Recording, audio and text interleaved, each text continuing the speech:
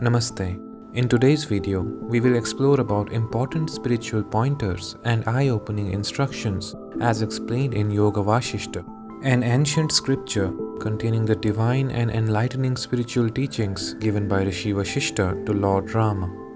Now, without any further delay, let's get started. Neither one who is totally ignorant nor one who knows the truth is eligible to hear this knowledge. Only he who thinks, I am bound, I must become free, is entitled to know this. Until one is definitely blessed by the Supreme Lord, he will not find either a proper guru or the right scripture. Just as a steady boat, O Rama, is obtained from a boatman, so also the method of crossing the ocean of samsara is learned by associating with the great souls. The great remedy for the long-lasting disease of samsara is the inquiry, who am I? To whom does this samsara belong? Which entirely cures it. The sages are to be approached even if they do not teach. Even their talks in a light vein contain wisdom. Just as an ornament worn around the neck is considered lost through forgetfulness and is gained when the mistake is realized, so also the self is attained by the words of the Guru. He is indeed an unfortunate person who, not knowing his own self, takes pleasure in sense objects, like one who realizes too late that the food eaten by him was poisonous. That perverted man, who even after knowing that worldly objects are deceptive, still thinks of them, is an ass, not a man. Even the slightest thought immerses a man in sorrow. When devoid of all thoughts, he enjoys imperishable bliss.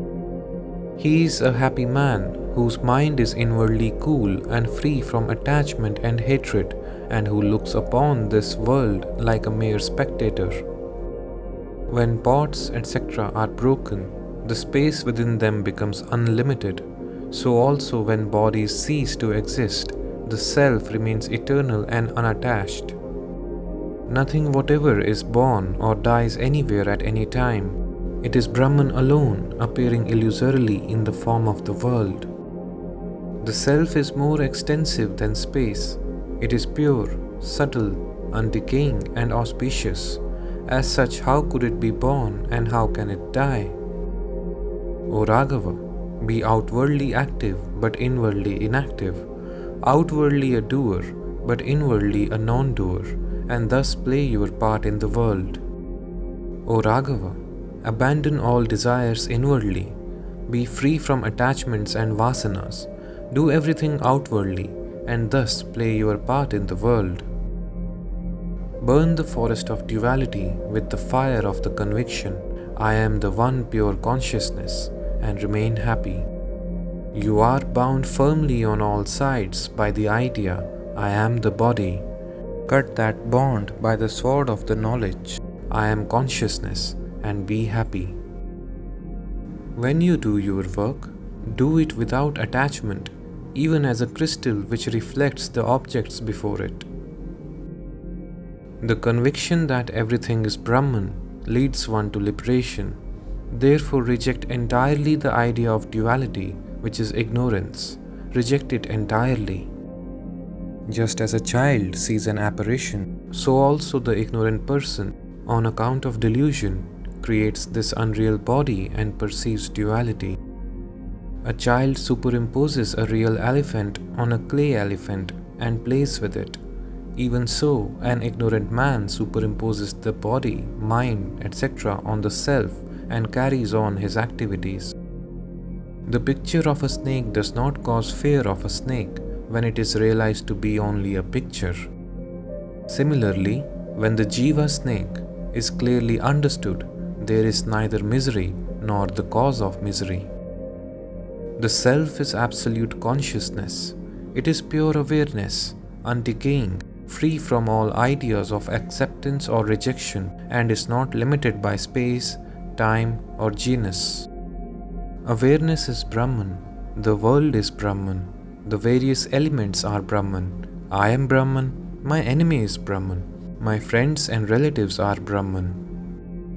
Supreme bliss cannot be experienced through contact of the senses with their objects. The supreme state is that in which the mind is annihilated through one-pointed inquiry. The bliss arising from the contact of the senses with their objects is inferior. Contact with the sense objects is bondage. Freedom from it is liberation. Now, before we proceed any further, I would like to inform you that we have started memberships on our channel. If you would like to get our exclusive perks and support us in our efforts to spread the wisdom of Sanatana Dharma, please make sure to hit the join button, select the relevant subscription, and become our valued member. If one meditates on that state, which comes at the end of the waking state and the beginning of sleep, he will directly experience undecaying bliss. The rock-like state in which all thoughts are still and which is different from the waking and dream states is one's supreme state. Just as the ocean is nothing but water, the entire world of things is nothing but consciousness, filling all the quarters like the infinite space. Brahman and space are alike as to their invisibility, all-pervasiveness, and indestructibility, but Brahman is also consciousness. When one thinks, "I am pure consciousness," it is called meditation, and when even the idea of meditation is forgotten, it is samadhi.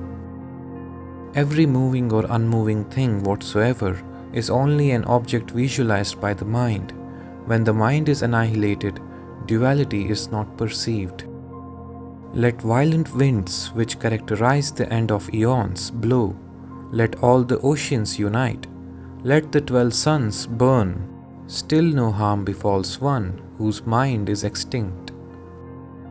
If one has the firm conviction, "I am the Supreme Self," he is liberated. Otherwise, he remains bound. Even if you have known the real truth, you have to practice always. Water will not become clear by merely uttering the word katak fruit. One who realizes that everything is Brahman truly becomes Brahman. Who would not become immortal if he were to drink nectar? Just as the air in the universe pervades everything, so also the Self, the Lord, abides bodiless. As soon as it is realized that Brahman is all-pervasive and indivisible, this vast samsara is found to be the Supreme Lord. Many thanks for watching the video. If you are new to the path of spirituality and meditation, we recommend you watch this video. If you like our videos, please make sure to hit the like button, subscribe if you haven't, and click the bell icon for our upcoming videos. This will also help us grow and spread this timeless wisdom of Sanatana Dharma to others.